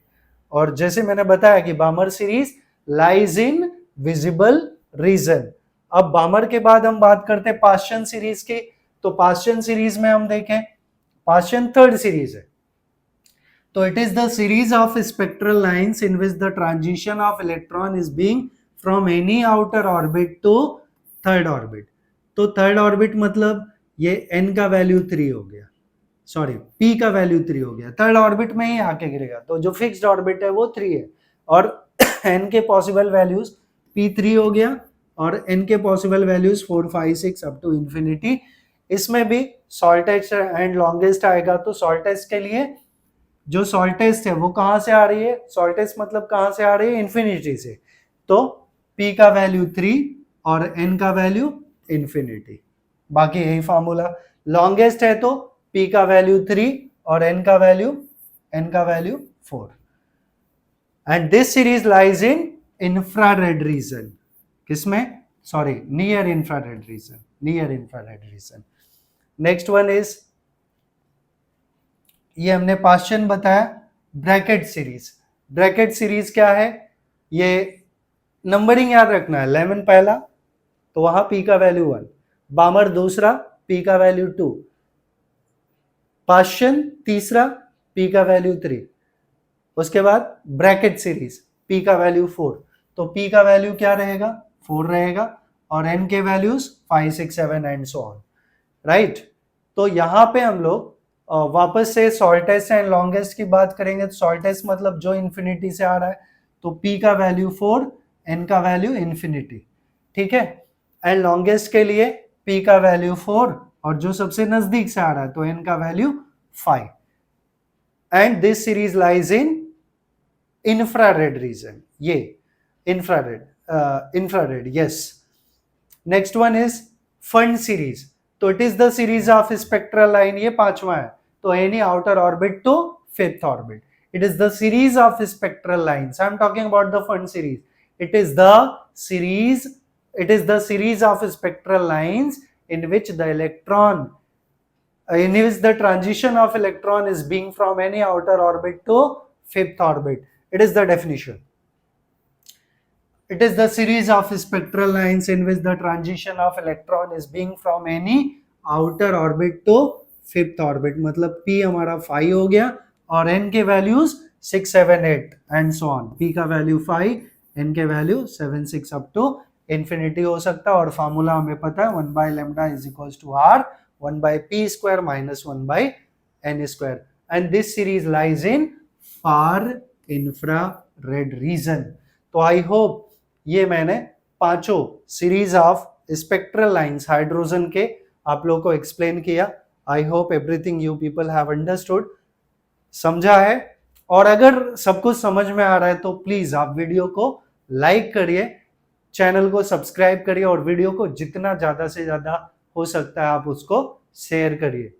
इससे मेरा कॉन्फिडेंस बढ़ेगा और मैं और मजेदार और अच्छे वीडियोस, क्वालिटेटिव वीडियोस लेके आऊंगा। अब हम बात कर रहे हैं आइसोटोप्स, कुछ जनरल टर्म्स छोटे छोटे। आइसो मतलब सेम होता है, फिजिक्स में अगर आइसो वर्ड आए तो सेम। टोप्स, अब ऐसे कोई टोप्स जैसा वर्ड नहीं है, मतलब आइसोटोप्स क्या है, atoms of the same element having same atomic number but different mass number. Same atomic number but different mass number और एलिमेंट्स भी सेम होने चाहिए। तो फिर से डेफिनेशन क्या है आइसोटोप का, it is the isotopes are the atoms of the same element having same atomic number but different mass number. तो डेफिनेशन वही है, atoms of the same element having same atomic number but different mass number. तो ठीक है, इसके examples हैं ये protium, deuterium, tritium, 3 isotopes of hydrogen and isotopes of hydrogen. अब यहां रेडियस भी हमने निकाला है, रेडियस जो है of any atomic radius, we can say atomic radius is given by r naught a raised to 1 by 3। यहाँ पे rx जो है atomic radius है, r naught जो है वो fixed value 1.2 into 10 raised to minus 15 metre और a जो है atomic mass है, that is the mass number। तो किसी भी एटम का जो हमें atomic radius निकालना है उसके लिए जनरलाइज्ड फार्मूला है, आप लोग इसके हेल्प से atomic radius निकाल सकते हो। अच्छा, यूनिफाइड मास क्या होता है, तो यूनिफाइड मास या 1 AMU, यूनिफाइड मास ही क्या है AMU, atomic mass unit, which is 1/12 mass of carbon atom, 1/12 mass of carbon atom. और 1 AMU में जो यूनिफाइड मास है वो मास ऑफ प्रोटॉन कितना है 1.6 into 10 raised to minus 27 kg। और हमने पढ़ा है एनर्जी ऑफ 1 यूनिफाइड मास, वो हम कैलकुलेट कर रहे हैं। तो एनर्जी ऑफ यूनिफाइड मास क्या होगा, हमें पता है E equals to mc square. तो mass of proton 1.6 into 10 raised to minus 27 into c is the speed of light which is 3 into 10 raised to 8। कितना है 3 into 10 raised to 8, ये 3 into 10 raised to 8 हो गया। तो जब हम इसका कैलकुलेशन करेंगे तो हमें अब ये कितना मिल जाएगा 1.6, मैं ये कैलकुलेशन कर देता हूँ, इंटू 10⁻⁻27 इंटू 9 इंटू 10⁻16, तो ये जो भी टर्म आएगा जूल में आएगा। अब इस जूल को मैं इलेक्ट्रॉन वोल्ट में अगर कन्वर्ट करना चाहूं तो I will write 1.6 into 10⁻⁻27 into 9 into 10⁻16 joule upon, joule तो हटा देता हूं मैं because I want to write in terms of electron volt, तो 1.6 इंटू 10⁻⁻19, अब ये आ गया इलेक्ट्रॉन वोल्ट के टर्म में, तो 1.6 कैंसिल एंड बाकी जो पावर होगा वो हम देख लेंगे। तो ये मिल गया एनर्जी। बट अगर मैं इसको मेगा इलेक्ट्रॉन वोल्ट में कन्वर्ट करना चाहूं तो I will write E is equals to, ये इलेक्ट्रॉन वोल्ट लिख चुका हूं मैं ऑलरेडी कि this term is in electron volt, और अगर मैं मेगा इलेक्ट्रॉन वोल्ट में लिखना चाहूं तो बचा क्या, it is 10⁻⁻27 into 9 into 10⁻16 upon 10⁻⁻19 है तो 10⁻19 ऊपर चला गया, प्लस 19 हो गया, राइट। ये टर्म हो गया हमारा किसमें, इलेक्ट्रॉन वोल्ट में। और मेगा में अगर कन्वर्ट करना चाहो तो 10⁻6 से मुझे मल्टीप्लाई करना पड़ेगा, तो ये टर्म आएगा कितना, जस्ट वी कैन राइट 9, ये 9 हो गया, और 10 का power 16 and 19 that becomes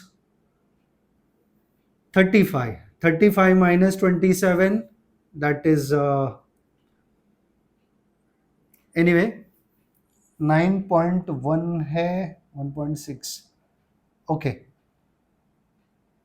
anyway इसका वैल्यू जो आता है 935.1, 935.1, अगर मैं इसको मेगा इलेक्ट्रॉन वोल्ट में कन्वर्ट करूंगा तो 931.5 mega electron volt, mega electron volt, ये इलेक्ट्रॉन वोल्ट में है। मेगा इलेक्ट्रॉन वोल्ट में कन्वर्ट करने के लिए मेगा मतलब 10⁻6 है, उससे डिवाइड करेंगे तो ये वैल्यू ओवरऑल कितना आ जाएगा 931.5।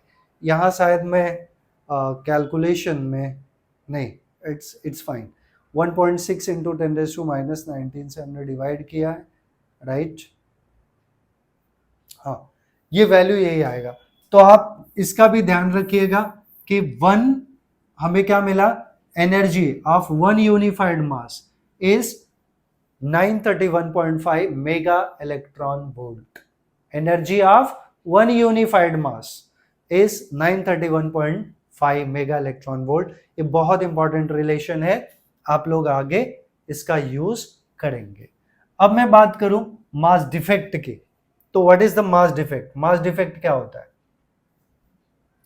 मास डिफेक्ट बहुत जनरल सा कंसेप्ट है, concept initially we have to discuss, थोड़ा बात करना पड़ेगा कि हम लोग अगर देखें, ऑब्जर्व करें कि न्यूक्लियस है, न्यूक्लियस के अंदर प्रोटॉन और न्यूट्रॉन है, न्यूट्रॉन तो न्यूट्रल पार्टिकल है, राइट, प्रोटॉन भरे हुए, तो प्रोटॉन प्रोटॉन में रिपल्सिव फोर्स होता है, उसके वजह से न्यूक्लियस का साइज बढ़ना चाहिए, और न्यूक्लियस के चारों तरफ इलेक्ट्रॉन रिवॉल्व कर रहा है, तो इलेक्ट्रॉन की तो अपनी अलग कहानी है कि इलेक्ट्रॉन और प्रोटॉन में वो बैलेंस बना के चलना चाहता है। बट प्रोटॉन और प्रोटॉन का क्या, उनके वजह से रिपल्सिव फोर्स होता है, तो न्यूक्लियस का साइज बड़ा होना चाहिए, बट होता नहीं है, क्योंकि एक extra energy is provided by the element, by the nucleus to hold the proton inside the nucleus, and that extra energy required to bind the protons with the nucleus is called binding energy या nuclear binding energy। अब binding energy का term आ गया, तो हमने already पढ़ा है E is equals to mc square, तो यहां कहीं ना कहीं there should be change in the mass, और वो जो mass change होता है that is called mass defect, that is called mass defect।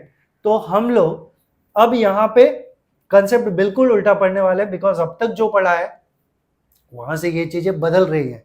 क्या बदल रहा है वो देखते हैं कि हमें पता है कि अगर m, यहां पे सारे टर्म्स में पहले मेंशन कर दूं कि मैंने इन जनरल ये टर्म लिखा हुआ है, ठीक है, अब मैं बोल रहा हूं कि जो मास ऑफ न्यूक्लियस है वो कम है as compare to total mass of proton plus total mass of neutron, और यही जो डिफरेंस है that is given by the mass defect, जिनको हम डेल्टा एम से रिप्रेजेंट करते हैं, चेंज इन द मास। तो चेंज इन मास क्यों हो रहा है वो ऑलरेडी मैंने बताया। क्यों? क्योंकि जो प्रोटॉन है वो न्यूक्लियस से बाइंड होके है, तो डेफिनेटली कुछ ना कुछ एनर्जी यूटिलाइज हुई to bind it with the nucleus, and that energy, वो एनर्जी डिफरेंस की वजह से there is the change in mass, and that is called the mass defect, उसी को हम मास डिफेक्ट बोलते हैं। तो mass defect, change in mass become mass of proton into number of proton. Number of proton क्या? Atomic number which is Z, and mass of neutron into mass of each neutron. Sorry, number of neutron and into this one mass of each neutron minus mass of nucleus. Capital M क्या है? Mass of nucleus. Delta M is called the mass defect of the nucleus. So I can say mass defect which is delta M is given by, अब थोड़ा बड़ा में लिखता हूं, it is the mass of proton into number of protons. So I will write number of protons into mass of each proton, mass of each proton, mass of each proton. यहाँ थोड़ा bracket का खेला कर देते, mass of each proton plus mass of each neutron into number of neutrons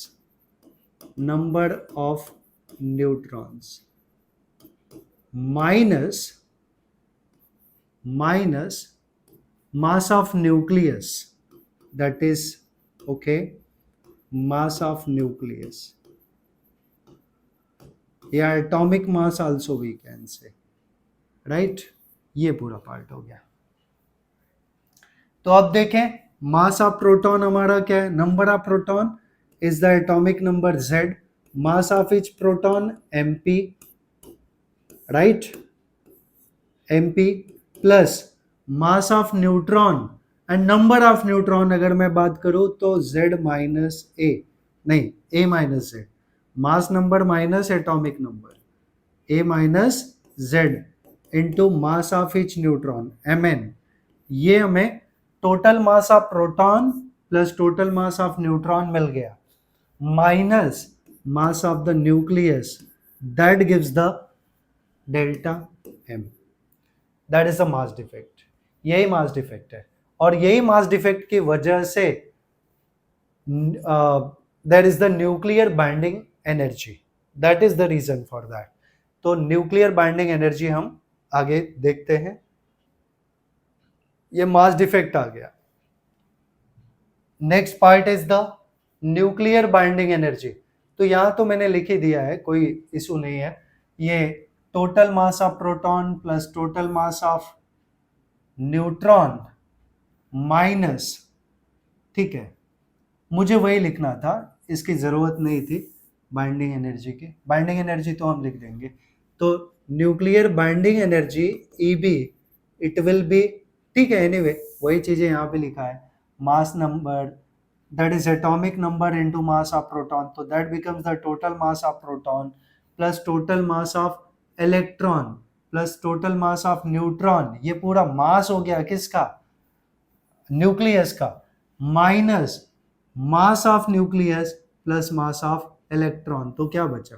ये हमारा binding energy हो गया, इंटू C स्क्वायर कर दिया। ये मास डिफेक्ट हो गया, ये मास डिफेक्ट हो गया।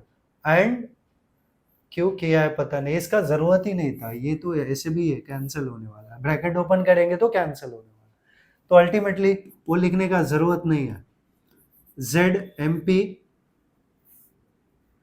Z into MP, mass of proton into what we can say, mass of proton into number of protons। ये Z क्या है? Number of proton into mp is the mass of proton plus mass of neutron into number of neutron. Number of neutron क्या हो जाएगा हमारा a minus Z into m n, right, minus इन दोनों का एडिशन माइनस कैपिटल एन. ये mass defect हो गया. ये ऊपर वाला मत कंसिडरेशन में करना, ये ऑलरेडी हमने किया है इसलिए फिर से बता रहा हूं. इंटू सी स्क्वायर, तो ये क्या हो गया delta M into C square. और हमें पता है वैसे भी binding energy is equals to delta M C square, वही किया है. तो ये एनर्जी बाइंडिंग या बाइंडिंग एनर्जी का ये फॉर्मूला हमें मिल गया. और हमेशा जो बाइंडिंग एनर्जी का आप कैलकुलेशन करोगे वो मेगा इलेक्ट्रॉन वोल्ट में होगा. और उसके लिए सिंपल सा प्रोसीजर है कि जो भी मास डिफेक्ट आएगा वो एएमयू में आएगा, उसको 931.5 से मल्टीप्लाई कर देना, फिर आपको सीधा बाइंडिंग एनर्जी मिल जाएगा in terms of mega electron volt. तो ये पार्ट आपको ध्यान रखना है. Next one is radioactive decay. तो रेडियो एक्टिविटी के बारे में सबने अर्लियर क्लासेस में ऑलरेडी पढ़ा है. आपको पता है, आपने ये पार्ट जरूर पढ़ा होगा कि ये कोई लेड बॉक्स है और इस लेड बॉक्स में, ये लेड बॉक्स है ऐसा, और इसमें हमने यूरेनियम रख दिया. क्या रख दिया? यूरेनियम 92-235, यूरेनियम 92-235 या 238. तो हमने देखा यहाँ से एमिशन हो रहा है alpha beta and gamma particles का. ये अल्फा है, ये बीटा है एंड ये गामा. तो ये this comes in radio activity. तो सबसे पहले रेडियो एक्टिविटी क्या है? It is the phenomenon of spontaneous emission of radiation from radioactive substances या radioactive element. तो यहाँ पे यूरेनियम 92-235 या 238 ये क्या है? एक रेडियोएक्टिव सब्सटेंस है. तो यहाँ से there is the spontaneous emission of alpha, beta and gamma radiations. ये रेडियो एक्टिविटी की डेफिनेशन ऑलरेडी मैंने बता दिया. तो अल्फा पार्टिकल क्या है? ये लिखा है रेडियो एक्टिव डीके. तो डीके में क्या निकलता? Alpha beta gamma. और कैसे पता कि हमें कौन सा अल्फा है कौन सा बीटा है? अगर हमने यहाँ पॉजिटिव प्लेट लगा दिए, पॉजिटिव प्लेट, और यहाँ इस साइड नेगेटिव प्लेट लगा दिए, तो अल्फा नेगेटिव की तरफ जाएगा और बीटा जो है पॉजिटिव की तरफ.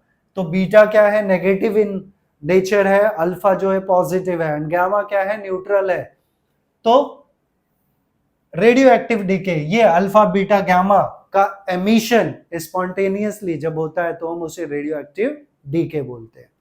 एंड अल्फा डीके क्या है? Alpha is nothing but helium atom. Alpha is nothing but helium atom, He2 4. आप सोचो कि कोई एलिमेंट अगर Za है, X कोई एलिमेंट है, इसमें से एक अल्फा पार्टिकल निकला, एमिट हुआ, तो जो Y डॉटर न्यूक्लियाई बना उसका atomic number will reduce by 2 and mass number will reduce by 4. तो ये हम A-4 कर लेंगे. ठीक है. So this is the concept for the emission of alpha particle. क्योंकि अल्फा पार्टिकल क्या है? Helium atom. हीलियम एटम जब एमिट होगा तो atomic number will reduce by 2 and mass number will reduce by 4. वही हमने किया, एटॉमिक नंबर 2 कम किया, मास नंबर 4 कम किया.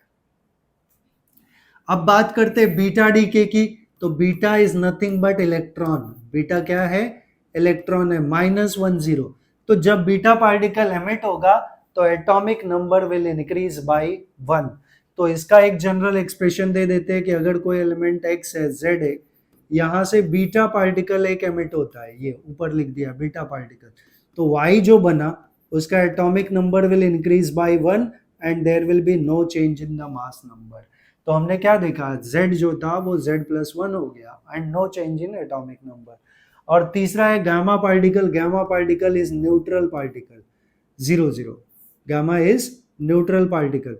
तो अगर कोई एलिमेंट है X, इसका एटॉमिक नंबर मास नंबर ये, यहाँ से गामा पार्टिकल एमिट हुआ, नो चेंज. Y जो बनेगा उसका भी Z और A रहेगा. तो no change in atomic number and mass number. तो ये alpha beta and gamma decay है. रेडियो एक्टिविटी का पार्ट है, और मैंने ऑलरेडी रेडियो एक्टिविटी का डेफिनेशन आप लोगों को बता दिया। तो next is the law of radioactive decay. क्या लॉ है? तो जैसे मैंने बताया कि रेडियो एक्टिविटी का डेफिनेशन, वो पार्ट में फिर से रिपीट कर देता हूं कि रेडियो एक्टिविटी क्या है? It is the phenomenon of spontaneous emission of radiation from radio active substance. तो अगर किसी रेडियो एक्टिव सब्सटेंस में से alpha beta gamma particle continuously emit होता रहेगा तो उसका number of nuclei will gradually decrease. और नंबर ऑफ न्यूक्लियाई जो है वो किसके ऊपर डिपेंड करता है?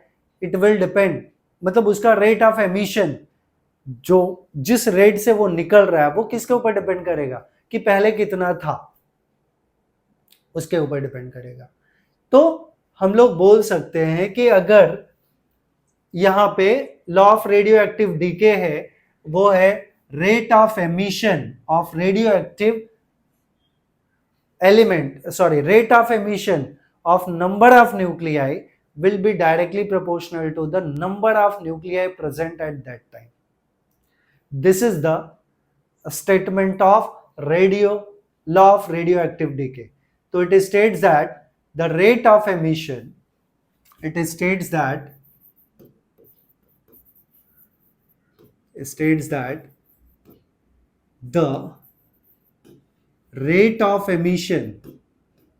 rate of emission is directly proportional to the number of nuclei present at that instant. Simply, तो रेट ऑफ एमिशन मतलब dN by dt is directly proportional to number of nuclei present at that time, that is n, I will say. तो dN by dt is directly proportional to n. So dN by dt, I can say dN by dt will be minus lambda n. यहां minus sign क्या है और lambda क्या है? Lambda is the decay constant and minus sign is that कि अगर आप imagine करिए ना कि न्यूक्लियस है रेडियो एक्टिव सब्सटेंस का, और उसमें से अल्फा बीटा गामा तीनों निकल रहा है। अगर वो 10 किलो है तो ज्यादा एमिशन होगा, और 1 किलो है तो कम एमिशन होगा, कम निकलेगा उसमें से। तो rate of emission will be directly proportional to number of nuclei present at that time. वही मैंने एज अ लॉ करके लिखा है। तो यहां लेमडा क्या है? डी के कॉन्स्टेंट है। तो हमें मिलेगा dn बाई डी टी, ये टर्म है, तो dn by n is equal to minus lambda into D T. यहाँ लेमडा क्या है? डी के कॉन्स्टेंट मैं 2 बार बोल चुका हूं, बाद में लिखूंगा कि क्या है ये। तो now we can integrate both the sides. So now integrating both sides with their respective variables. तो integration of dn by n is equals to minus lambda into integration of dt. ये इंटीग्रेशन आपको पता है 1 by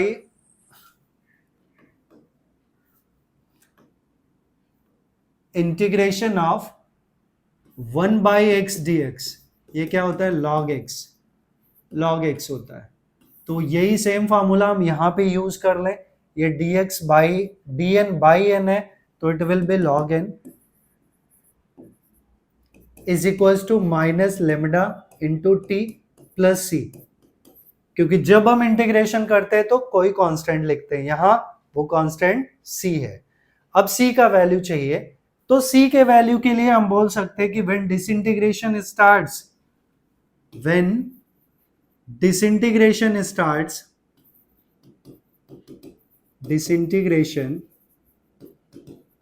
starts, तो at the start n was n naught is the original number of nuclei at t is equals to 0. At t is equals to 0। यहाँ पे terms mention कर दो। Lambda हमारा डिसइंटीग्रेशन कांस्टेंट है, disintegration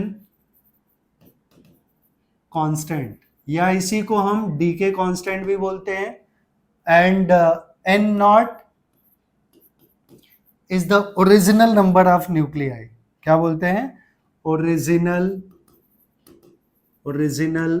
number of nuclei. And N क्या है?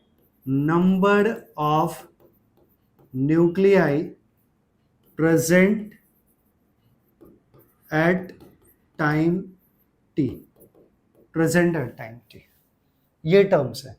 तो जब डिसइंटीग्रेशन स्टार्ट हुआ तो टाइम क्या था? 0। At time t is equals to 0 we can say कि at time t is equals to 0 n was n naught, so therefore equation 1 becomes equation 1 क्या हो गया वो पार्ट हम देखें। तो इक्वेशन 1 में n के जगह हम क्या डाल दें? n नॉट डाल दें, और t के जगह क्या डाल दें? 0 डाल दें। तो ये टर्म हो जाएगा log of n naught is equals to minus lambda into 0 plus c। तो c का वैल्यू हमें क्या मिल गया? log of n naught. c का वैल्यू क्या मिल गया? log of n naught. This I will take it as equation number 2। अब मैं 2 को 1 में सब्सटीट्यूट कर देता हूं। So now substituting c is equals to log of n naught in equation 1। I hope समझ में आ रहा है आप लोगों को। तो नाउ देयरफॉर डायरेक्टली लिखता हूं, इक्वेशन 1 बिकम्स, इक्वेशन 1 क्या हो गया हमारा? Equation 1 log of n is equals to minus lambda T plus c का value log of n naught. अब log वाले टर्म्स हम एक साइड कर लें तो हमें मिलेगा log of n minus log of n naught is equals to minus lambda T. log a minus log b क्या होता है? log a by b। तो log of n by n naught is equals to minus lambda T. अब log हटाएंगे तो e के power में लिखेंगे, तो अगला टर्म हमारा क्या आएगा? e के पावर में। सो log हटाएंगे e के पावर में लिखेंगे तो टर्म क्या हो जाएगा? This will B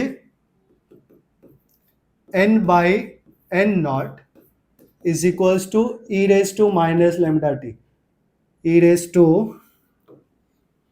minus e raised to minus lambda t। अब आप ऐसे समझिए दोनों साइड का अगर log लेंगे तो log of n by n naught is equals to minus lambda T हो जाएगा, जो इसके पहले का टर्म ऑलरेडी हमने लिखा था। तो पार्ट ध्यान में रखना है। तो now I can write n is equals to n naught e raised to minus lambda t। ये हमारा फाइनल एक्सप्रेशन है for the decay of any radioactive substance with respect to time. तो ये कैसे होता है? एक्सपोनेंशियली होता है, इसलिए इसका एक्सप्लेनेशन, इसका इक्वेशन हमें कैसे मिला? एक्सपोनेंशियल इक्वेशन मिला। ठीक है, अब हम हाफ लाइफ टाइम के बारे में बात करें तो next part is the half life time. तो हाफ लाइफ टाइम लिखने से पहले मैं वो ऊपर वाला इक्वेशन लिख देता हूं। अभी हमने ऑब्टेन किया n is equals to n naught e raise to minus lambda t, ये टर्म। तो आई कैन से कि हाफ लाइफ टाइम क्या है? It is the time, it is the time in which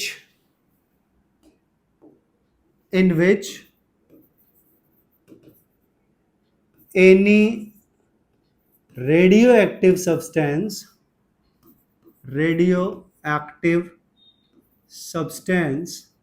या radioactive nuclei becomes half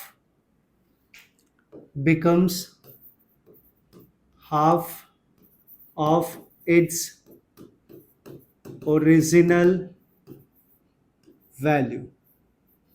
तो चाहे मास के term में बोले कि 1 kg था तो अपने का हाफ हो गया मतलब आधा kg हो गया, या अगर 1000 न्यूक्लियाई था तो 500 हो गया, अपने ओरिजिनल वैल्यू का half.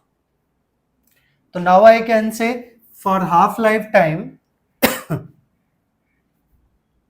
therefore for half lifetime,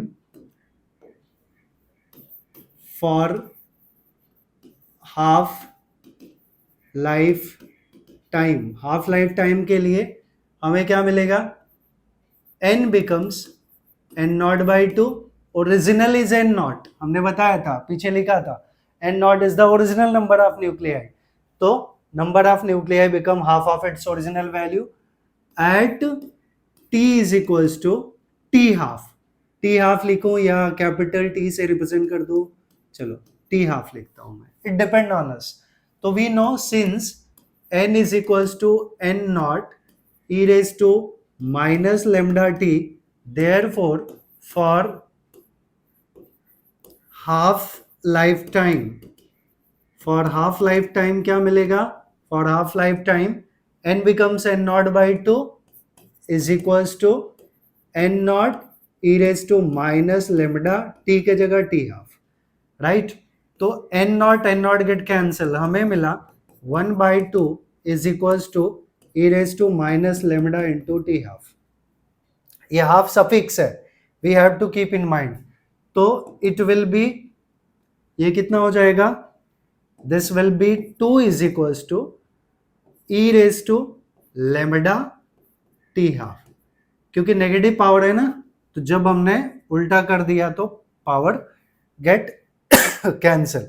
अभी दोनों साइड का हम लॉग ले लें, दोनों साइड का लॉग ले लें, तो log 2 on base e, it will be, इधर का लॉग लेंगे तो खत्म हो जाएगा, तो lambda T half log e, but log e 1 होता है ऑन बेस ई, और ये वैल्यू जो है ये होता है 0.693 is equals to lambda T half, क्योंकि ये पार्ट 1 हो गया, log E on base E becomes 1, so lambda T half is equals to 0.693, so t half lifetime is 0.693 upon lambda, या डीके कांस्टेंट अगर हमें चाहिए यहां से, तो lambda will be, lambda is the decay constant, it will be 0.693 upon t half। अगर t half हमें दिया है तो आप लोग प्लीज वीडियो को लाइक करिए,